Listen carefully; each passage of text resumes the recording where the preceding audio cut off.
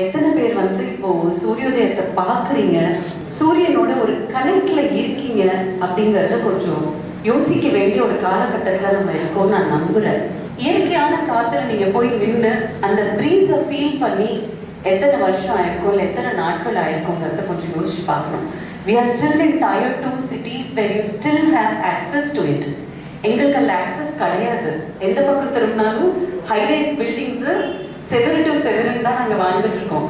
இங்கே உங்களுக்கு அந்த இயற்கையான சூழல் இன்னுமே உங்கள் கைக்கு கிடைச்சிருக்கு. Please make use of those things.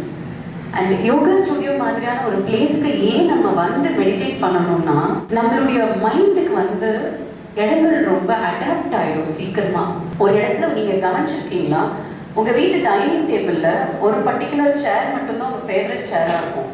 Sofa இருக்குன்னா அதில் ஒரு பர்டிகுலர் ஸ்பாட் இருக்கும். அந்த ஸ்பாட்ல தான் நீங்கள் போய் உட்காருவீங்க. அதுக்கு காரணம் என்னன்னா, நம்ம மைண்ட் அதுக்கு அடாப்ட் ஆகி எடுத்துக்கும். அந்த மாதிரி ஒரு யோகா ஸ்டுடியோக்குள்ள வாக்கிங் பண்ணும் போதே நான் இதுக்காக தான் போகிறேன், இதுக்காக நான் டைம் ஒதுக்கி போகிறேன், I'm preparing my self for this அப்படிங்கிற அந்த ஒரு ஃப்ரேமை நம்ம மைண்டுக்கு நம்ம கொடுக்க வேண்டியிருக்கு.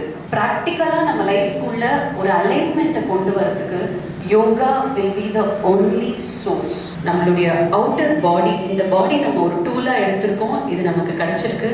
இந்த டூலை நான் எந்த அளவுக்கு பயன்படுத்திக்கிறேன், போத் இன்வர்ட் அண்ட் அவுட்வர்ட், அதை தெரிஞ்சுக்கிறதுக்கு யோகா குணா சார் மாதிரியான நிறைய குருமார்கள் உருவாகணும்.